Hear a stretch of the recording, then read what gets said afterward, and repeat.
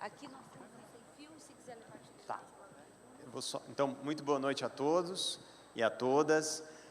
Eu quero agradecer, em nome da doutora Ana Cláudia, o convite que me foi passado para estar aqui presente. Em nome da doutora Ana Cláudia, eu saúdo todos os membros aqui da bancada. É uma grande responsabilidade ter que falar depois do doutor Toron, né? Mas tentarei me desincumbir desse ônus da melhor forma, né? Eu vou pegar apenas o meu passador aqui. Eu trouxe alguns slides para a gente fazer uma troca de ideias, né? Opa, ótimo. Pronto.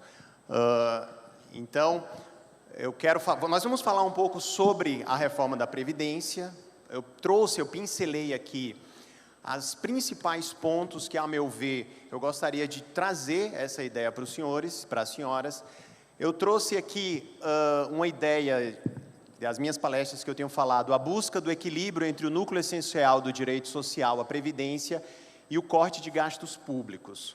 Deixa eu ver se eu consigo passar aqui. Ótimo.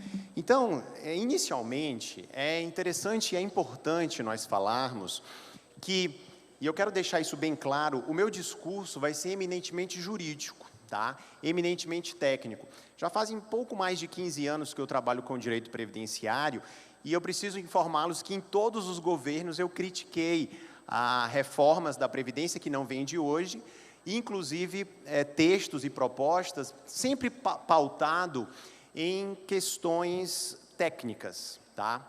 Hoje, infelizmente, há uma polarização política que eu não gostaria de entrar nessa seara, até porque o nosso trabalho é trazer as questões técnicas. O que eu já antecipo é que eu sou a favor da reforma da Previdência, tá? É necessário que haja reforma da Previdência em razão da necessidade de se ter uma idade mínima. Se discute quantos países há no mundo, é uma dúvida, gira em torno de 200 países. Desses 200 países, apenas 17 deles não têm idade mínima no seu sistema previdenciário. Então, países ricos como Itália, Japão, Estados Unidos, Alemanha, França, Suíça, todos têm idade mínima no seu sistema previdenciário. E o Brasil está dentro dos 17 países que não têm. Nenhum sistema se consegue se sustentar economicamente, financeiramente, sem uma idade mínima. Então, a idade mínima era, inclusive, para existir desde a emenda 20 de 98, do então governo FHC. Mas ele não foi aprovado por um voto, que ficou faltando de um deputado, e no final da sessão, esse mesmo deputado informou que acabou votando errado. Ele queria votar a favor da idade mínima e apertou o botão errado, né? Então, por conta disso, nós tivemos todas umas consequências daí advindas, como a criação do fator previdenciário para desestimular essas aposentadorias precoces. O grande problema, a meu ver, e é que eu vou tentar trazer para os senhores nessa noite, é o pacote de maldades que vem junto com essa idade mínima, né? Que, a meu ver, é pelo menos necessário que nós, operadores do direito, juristas, podemos discutir claramente, francamente, de forma transparente, né? Até como bem pontuou o doutor Toron, a democracia ele exige uma vigilância contínua, né? E a democracia exige que haja transparência nos atos públicos, né? E é necessário que uma reforma dessa envergadura seja transparente, tá? E é isso que eu vou tentar trazer para os senhores nesse dia de hoje, tá? Muito bem, como é que está, em que situação estamos com a reforma da Previdência? Ela foi apresentada, é a PEC 6 de 2019, apresentada pelo governo Bolsonaro em 20 de fevereiro deste ano, tá? Foi aprovada pouco mais de 2 meses depois da sua apresentação, em 23 de abril de 2019, na Comissão de Constituição e Justiça, na CCJ, por 48 votos a favor e 18 votos contra. Para os senhores terem um paralelo com a reforma do governo Temer, a reforma do governo Temer foi aprovada nessa CCJ em um dia, tá? Ela foi trazida no final de dezembro de 2016 e aprovada em um dia. Nessa atual gestão foi necessário pouco mais de 2 meses, certo? A situação atual está na comissão especial, que vai emitir um parecer de mérito, ainda pendente, e que vai ser levado para julgamento no plenário. Como é uma reforma da Previdência, como é uma PEC... Opa, acho que passou demais aqui, deixa eu voltar. Como é uma reforma da Previdência, senhores, é necessário... Opa, será que dá para... Alguém pode me auxiliar aqui só no... Eu preciso que volte aqui, porque eu acho que foi passado demais. Isso. Como é uma reforma da Previdência, ela necessita, é uma emenda constitucional, e ela precisa de um quórum diferenciado, né? Aquele 3/5 em dupla votação em ambas as casas do Congresso. Então, para os senhores terem uma ideia, vai ser necessário, então, que haja a aprovação por 308 deputados federais, dos 513 que nós temos, e 49 senadores dos 81. Isso em 2 turnos, tá? De votação em cada uma das casas, tanto na Câmara como no Senado. Eu vou deixar disponibilizado esse material para todos os alunos, tá? Depois eu passo para a doutora Ana, acho que é importante os senhores terem essa questão. De forma bem didática, eu vou tentar não entrar em muitas questões, mas eu vou trazer as mais polêmicas, né? Eu brinco, doutor Toron, que no direito penal, é uma disciplina excelente, mas se os senhores não atuarem no direito penal e não se envolverem com nenhum crime, podem nunca utilizá-lo, né? Mas o direito previdenciário pode ter certeza que vocês vão utilizar em algum momento, tá? Se não utilizarem, os seus dependentes o vão, tá? Então, é uma matéria que ela está latente, ela está presente na vida, e essa reforma vai afetar a todos nós, né? Então, como é hoje para se aposentar por idade? Você tem que ter 65 anos homem, 60 mulher, você tem que ter uma carência é um número mínimo de contribuições, precisa de 15 anos de carência em regra, tá? E como é que a reforma vai tratar isso? A aposentadoria por idade vai ser 65 anos o homem, mantém a idade do homem e coloca 62 anos mulher. Ou seja, há um aumento de 2 anos na idade da mulher. E o tempo de contribuição mínimo, que é de 15 anos hoje, passa a ser 20 anos. Essa carência, ela aumenta, tá? É feita uma regra de transição. Como a idade da mulher aumenta de 2 anos, vai ter um aumento escalonado de 6 meses na idade a cada ano, até chegar na regra geral. O mesmo acontecendo com a carência. A carência vai aumentar 6 meses até chegar nos 20 anos, que é na regra geral. Eu fiz Deixa eu ver se consigo passar aqui. Bom, eu fiz aqui uma tabela, sei que os senhores não estão enxergando, mas eu vou disponibilizar esse material, que se a PEC for aprovada até o fim do ano, essa vai ser a tabela da regra de transição, tá? O que os senhores devem estar pensando, atualmente não há uma idade mínima. Por que que não há? Porque nós temos uma aposentadoria que é só por tempo de contribuição, exclusivamente por tempo de contribuição. E ela ocorre quando? 35 anos de contribuição para o homem, 30 para a mulher. Não precisa de idade mínima. E ela se submete obrigatoriamente ao fator previdenciário. O fator previdenciário, de forma bem resumida, ele nada mais é do que uma equação matemática, que leva em conta 3 fatores: tempo de contribuição, idade do segurado e expectativa de sobrevida. Isso quer dizer que, se ele ficar acima de 1, ele aumenta o valor do benefício, se ele ficar abaixo de 1, ele diminui. Em regra, ele vai ficar abaixo, porque ele só vai ficar acima de 1 se tiver uma alta idade, um alto tempo de contribuição e uma baixa expectativa de vida. Ou seja, é o que a gente chama de segurado pé na cova, né? É aquele que é o único caso em que ele vai ficar acima de 1. Então, em regra, ele vai ficar abaixo de 1 e vai abaixar o valor do benefício. A reforma vem e institui uma idade mínima, que vai ser quanto? 65 anos homem, 62 mulher. Muito bem. Além disso, e aí ela acaba extinguindo essa aposentadoria que é só por tempo de contribuição. E aqui, senhores, como eu falei, eu sou a favor da idade mínima. Tem que ter a idade mínima. O problema é o pacote de maldades. E agora eu trago o primeiro pacote de maldade que vai vir. É a forma de cálculo da aposentadoria. De forma bem resumida, até porque eu estou sem quadro aqui, eu quero que seja mais um bate-papo, uma coisa dinâmica, né? Como é que é hoje? É simples, tá? Começa com 70% do salário de benefício. O que é o salário de benefício? É uma média aritmética simples das 80% maiores contribuições do segurado. Então, se o segurado tem 100 contribuições, eu vou fazer uma média das 80 maiores. Isso quer dizer que eu desconsidero as 20% menores. A reforma vai considerar os 100%, ou seja, não vai mais desconsiderar as 20% menores. Isso, logicamente, acaba por diminuir a média, é natural, né? Como é que é hoje? A forma para calcular a aposentadoria por idade. é 70% dessa média, desse salário de benefício, mais 1% a cada ano de contribuição, limitado a 100%. Vamos dar a ideia do seu Tício? Vocês lembram do Caio, Mévio e Tício? Né? Bem natural os exemplos, né? Então vamos pegar o seu Tício, que ele tem 65 anos de idade e ele tem 20 anos de contribuição, certo? Isso quer dizer, então, que o salário de benefício, a RMI dele, que é a renda mensal inicial, vai ser 70% mais 1% ao ano. Quantos anos ele tem de contribuição? 20, né? 70 mais 20 vai dar 90%. Né? Então, vai ser 90% do salário de contribuição. Isso é hoje, tá? Como vai ficar? Vai ficar o seguinte, eu trouxe até uma planilha aqui, sei que vocês não vão... Aqui ficou mais fácil para ver, né? Ficou melhor, né? Porque eu estou enxergando, com certeza, o pessoal dali está enxergando também. Como é que vai ficar, gente? Vai ficar assim, ó. Vai ficar 60% mais 2% do que ultrapassa a carência. Opa, a carência vai ser quantos anos? 20. Então, só vai aumentar o que passar de 20 anos. Vamos para a tela ali, ó. Então, até 20 anos, 60%. Passou de 20 anos, vai aumentando 2%.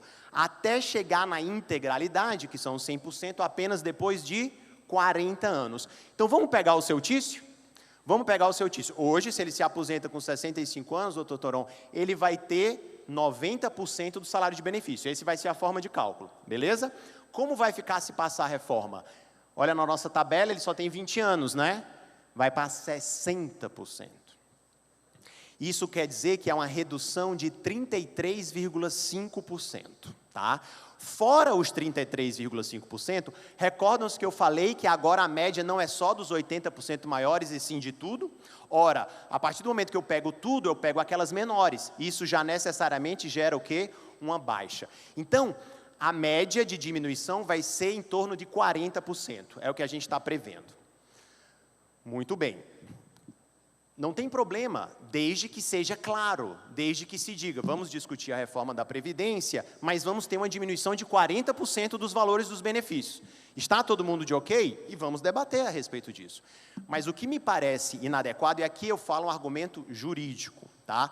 Não me parece adequado se falar uma diminuição de privilégios, já que está se diminuindo o valor de uma aposentadoria em mais de 40%, em torno de 35% a 40%. Essa para mim, é a primeira maldade, tá? Até porque esse seu Tício que se aposenta por idade, hoje ele não se submete ao fator previdenciário. Por quê? Porque a aposentadoria por idade, o fator previdenciário é apenas facultativo. Só se melhorar o benefício, ou seja, só se for acima de 1. O fator previdenciário hoje só é obrigatório para aposentadoria exclusivamente por tempo de contribuição, que vai deixar de existir. Mas o governo não fez uma regra diferenciada na forma de cálculo. Então, primeira maldade que eu trago aqui para os senhores analisarem e verificarem essa questão e debaterem. A outra é o seguinte: a mais prejudicada nessa reforma da Previdência, senhoras e senhores, são as mulheres, tá? E por que são as mulheres? Porque as mulheres, como elas são mais inteligentes que os homens, elas vivem mais, né? Como elas vivem mais, elas gastam mais da Previdência, né? Então, vejam, a mulher vive muito mais que o homem, porque ela se cuida, ela é muito mais inteligente, né? E ela gasta mais da Previdência. Então, instituiu a idade dela 62 anos, aumentou a idade dela. E para ter a integralidade, que é 100% do salário de benefício, eu falei que vai ser 40 anos, tanto homem quanto mulher. Como é que é hoje? Coloquei aqui no material. 35 anos de contribuição homem, 30 mulher. Ora, aumentou 5 anos para o homem, mas para a mulher aumentou quantos anos? 10 anos. Né? Então, mais uma vez, a mulher sendo penalizada por viver mais e gastar mais da Previdência. Tá? Muito bem. Vamos ver se eu passo aqui. Onde eu aponto? Aqui, gente, eu trouxe só uma exposição de motivos, porque eu sou muito detalhista, eu gosto de analisar com alguns detalhes. E se vocês pegarem a exposição de motivos da reforma da Previdência, são vários tópicos. Eu trouxe só os 50, 51 e 52, os senhores não vão conseguir ler, porque a imagem não está muito boa, mas como eu falei, eu vou deixar esse material com vocês. O governo diz o seguinte: a reforma é para tratar os ricos da mesma forma que tratamos os pobres. Os ricos são aqueles que, em média, ganham o valor da previdência dos ricos, que se aposentam só por tempo de contribuição, é em torno de, está no texto, não sou eu que estou dizendo, R$ 2.291, certo? Rico, tá? São os ricos. E aí ele continua e fala assim: vamos igualar com os pobres, e os pobres se aposentam só por idade, e a média do valor do benefício deles é de R$ 1.252. E eles colocam no final, então, que a ideia da reforma é exclusivamente afetar esses ricos e não os pobres. Mas vamos pegar o exemplo do seu Tício que eu trouxe para vocês. O seu Tício, o salário de benefício dele hoje, com 20 anos de contribuição e 65 anos de idade, é 90% do salário de benefício, lembram?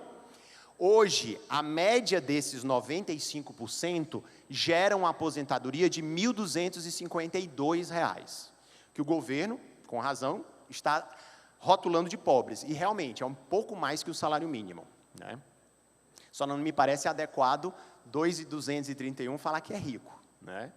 Acho que está um pouco, não está tão razoável.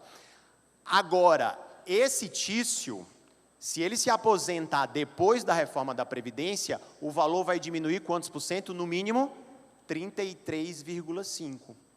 Isso quer dizer que quem é pobre hoje, depois da reforma, vai ficar mais pobre ainda, tá? É a consequência, né? Porque qual é a ideia do governo? A ideia do governo é que esse valor, que hoje a média é 1.252, ele fique um salário mínimo. Essa é a ideia, tá?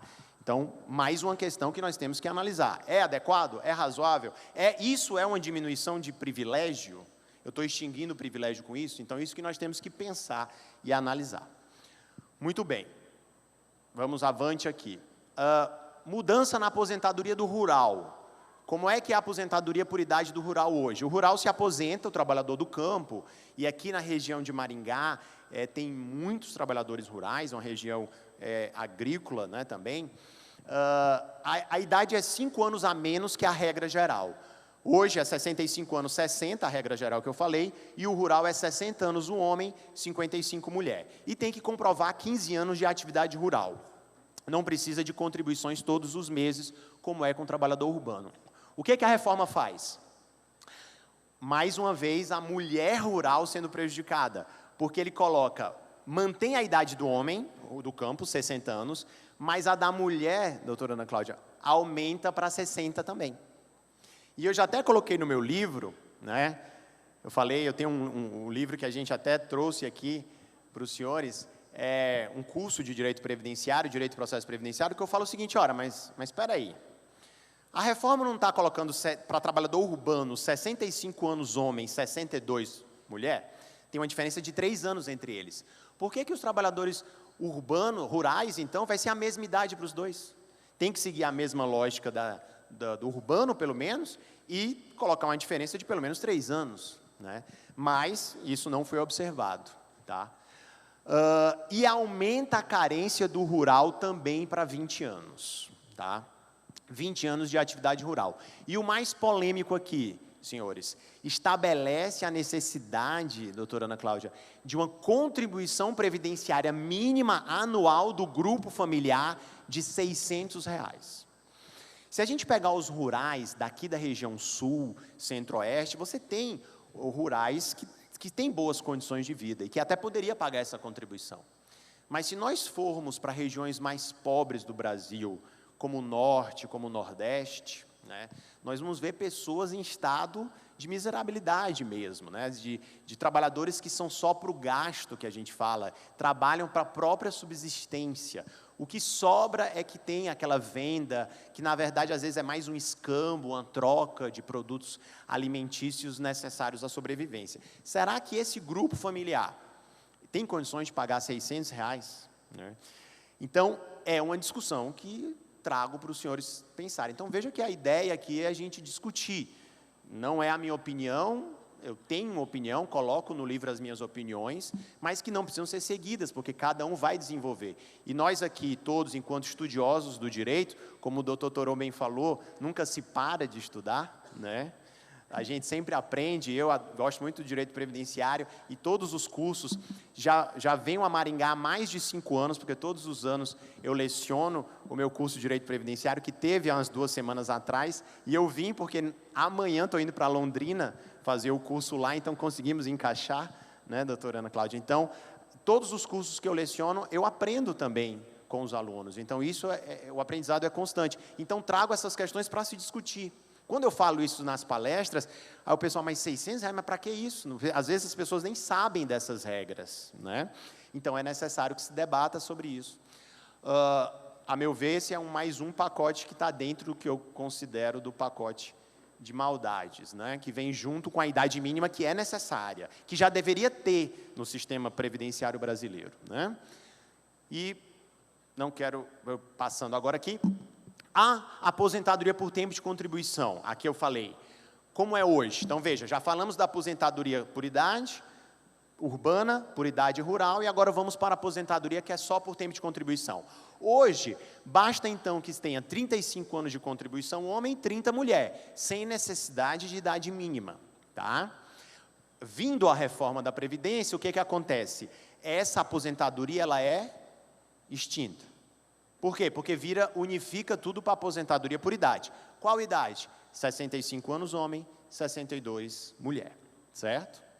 E aí, o governo coloca 3 regras de transição, que eu trouxe aqui para vocês, que vai estar no material, não vou querer me alongar muito, eu vou querer falar sobre a última regra de transição, que é a terceira, que é para quem já está se aposentando. É aquele que hoje, a mulher que tem hoje mais de 28 anos de contribuição e o homem mais de 33. É aquele que já está na boca, como a gente fala, né? Já está bem perto de se aposentar.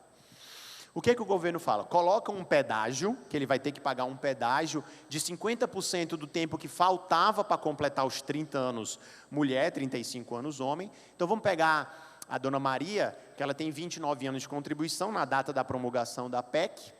Falta um ano, né? Ela vai ter que cumprir um pedágio de 50%, mais 6 meses, 1 ano e meio, ela contribuindo, ela se aposenta. Qual é o problema dessa PEC, dessa regra de transição?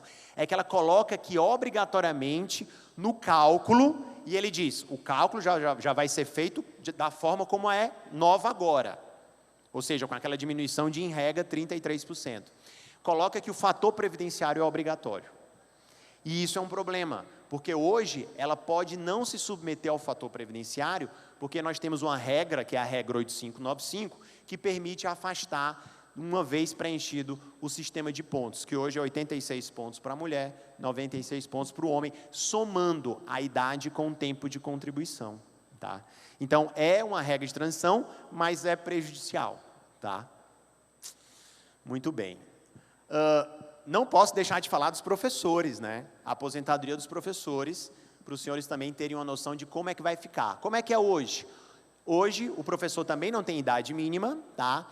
Ele tem direito a 5 anos de contribuição a menos do que a regra geral. A regra geral, repetindo, são 35 anos homem, 35 anos de contribuição para o homem e 30 para a mulher. Professor, 5 anos a menos. Quanto? 30 anos de contribuição para o homem, 25 para a mulher, sem idade mínima. O que a PEC vem e faz? Coloca uma idade 60 anos, tanto para o homem quanto para a mulher, professora, certo? E aumenta o tempo de contribuição para a mulher, porque ele coloca 30 anos de contribuição homem e mulher. De novo, a mulher sendo penalizada, agora a mulher professora, né? Que hoje é 25 anos de contribuição, vai ter que aumentar para 30, certo? Muito bem. Bom, e para finalizar, eu vou falar sobre 2 benefícios aqui, que são o LOAS e a pensão por morte, tá? O LOAS, gente, é um benefício assistencial pago às pessoas em situação de miserabilidade. São os hipossuficientes, aqueles que mais precisam do Estado e que não puderam contribuir, tá? Hoje, eles têm direito a um salário mínimo, que é R$ 998, a partir de 65 anos de idade, ou se forem deficientes ou inválidos. Mas em qualquer dessas situações tem que comprovar a miserabilidade, que é uma situação de extrema pobreza. Tá? O que a reforma vai fazer? E aí me parece que aí é uma maldade bem grande. O que ela faz? Ela diminui o valor para R$ 400, isso é abaixo da metade do salário mínimo, doutor Toron. Ela abaixa para 400, mas ela diz, mas espera aí, hoje é 65, mas vai conceder a partir dos 60. Diminui a idade. E aí fala assim, quando chegar nos 70, volta para um salário mínimo. Qual é a jogada aqui? A jogada aqui é matemática e sociológica. Gente, nós estamos tratando com pessoas vulneráveis, pobres, em situação de extrema pobreza, em locais que não tem saneamento básico, que não tem boas condições de moradia. A média de vida dessas pessoas é baixa. Elas, em regra, não chegam aos 70 anos. Então, a ideia do governo é ficar pagando apenas R$ 400. Tá? Porque poucas vão conseguir chegar aos 70 anos. E isso é uma maldade. E aí eu coloco até, já escrevi sobre isso, claro que o termo maldade inconstitucional, eu coloquei em um artigo que eu fiz no Conju, né? No livro eu coloco que isso é inconstitucional, porque isso viola, isso é um retrocesso social. E aí eu fico me perguntando, mas que privilégio é esse que a reforma quer acabar, se ela quer que a pessoa receba menos da metade do salário mínimo? Porque a gente já sabe que o salário mínimo tem a principal falácia da Constituição, que é uma falácia, dizer que o salário mínimo vai custear todas as necessidades sociais básicas do ser humano, né? Está longe de conseguir custear. Agora, imagina com R$ 400, né? Abaixo da metade do salário mínimo. Então, essa reflexão que eu trago para os senhores pensarem sobre isso, né? Será que isso é acabar com o privilégio? Será que isso vai... E o que eu coloco, e faço uma ponderação no livro e nas minhas palestras, existe espaço para mudança. A grande questão é um equilíbrio que todos temos que ter entre as regras que eu posso alterar, que vão gerar um controle de gastos, que é o que o governo quer desde o início, né? E outros que não vão afetar aquele núcleo duro do direito à previdência, que é aquele núcleo intangível que é aquele que a gente fala, que é aquele núcleo que foi conquistado pelo Estado Democrático de Direito, o Estado Social, e que ele não pode ser restringido, né? Então, é necessário se fazer um equilíbrio entre o que eu posso alterar e aquilo que eu posso alterar que vai gerar um controle de despesas, uma redução do gasto público, do déficit da Previdência, mas, ao mesmo tempo, não vai violar direitos historicamente conquistados, né? Então, me parece que essa é uma reflexão e é uma demanda e um trabalho que tem que ser buscado. E, para finalizar, porque um evento grandioso como esse, com uma plateia gigantesca que já assusta, a gente falar depois do Dr. Toron, que é extremamente conhecido por sua oratória no júri, no direito criminal, já é uma situação mais difícil ainda, né? E palestrante bom é palestrante rápido, né? Aprendi isso sendo aluno, porque sou até hoje, né? Estou terminando aqui o meu doutorado, vou ficar uma estadia em Porto para terminar meu doutorado, então sei como é quando a gente vai em eventos em que se alongam bastante. Eu sei que já está tarde, já está chegando 10 horas, vai ter banda de rock depois, hein? Vocês fiquem, nem que sejam para a banda, que vai ser, que já soube que é muito boa, tá? Como é que é a pensão por morte? A pensão por morte é aquela que eu falei no início, né? Se você não usar nada disso que eu falei, você não usou a aposentadoria, você não usou auxílio-doença, você não usou nada, e você morreu sem usar, os seus dependentes vão usar o direito previdenciário para a pensão por morte, certo? Então, não tem escapatória, o direito previdenciário vai existir na vida do ser humano, tá? Como é que é hoje o valor dessa pensão por morte? É muito simples. O segurado faleceu, se ele tiver aposentado, é o valor da aposentadoria que vai para a pensão, tá? Se ele tiver na ativa, calcula hipoteticamente o valor da aposentadoria por invalidez, que não incide fator previdenciário, e vai ser 100% desse valor, tá? Muito bem. O que a reforma da Previdência faz? O que hoje é 100% passa a ser 50%, mais 10% por dependente. Então, se o segurado faleceu e deixou esposa e um filho menor de 21 anos, vai ser 70%, certo? Vai ser 70% do valor da aposentadoria, se ele fosse aposentado, ou dessa hipotética aposentadoria por invalidez, tá? Vejam que o corte vai ser grande já, porque às vezes hoje, se deixou só a esposa ou companheira, ela receberia 100%. Passando a reforma, ela vai receber apenas 60%, tá? E além disso, é a extinção da regra da reversibilidade. Para a gente finalizar, o que é isso? Bem simples, ó. Tício faleceu, deixou a esposa e um filho, tá? Hoje é 100%. Qual vai ser a cota de cada um? Vai ser 50%. O filho, quando completa 21 anos, ele é excluído, salvo se ele for inválido, ele deixa de ser dependente. Aquela cota que é dele, reverte para quem ficou como dependente, no caso, a mãe ou a companheira do marido, do falecido, ou a esposa. Então, a cota que era dela de 50% passa a ser de 100%, né?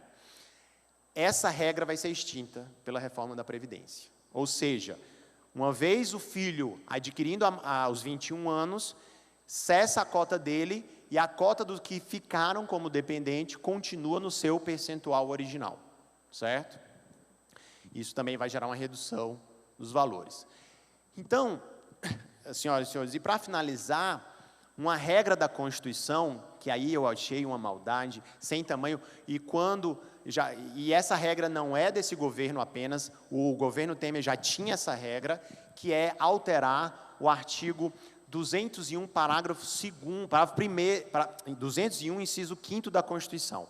Ele diz, o inciso 5º, que o valor da pensão por morte não pode ser abaixo de um salário mínimo. Tem que ser no mínimo um salário mínimo, tá? Desde o governo Temer, e se repete nessa reforma, eles retiram esse dispositivo da Constituição. Isso está a permitir que o valor da pensão por morte, que já vai ser 50% mais 10% por dependente, que já vai ter a extinção da reversibilidade da cota, seja abaixo de um salário mínimo. Então, mais uma vez eu coloco, privilégio será para quem, né? O quê?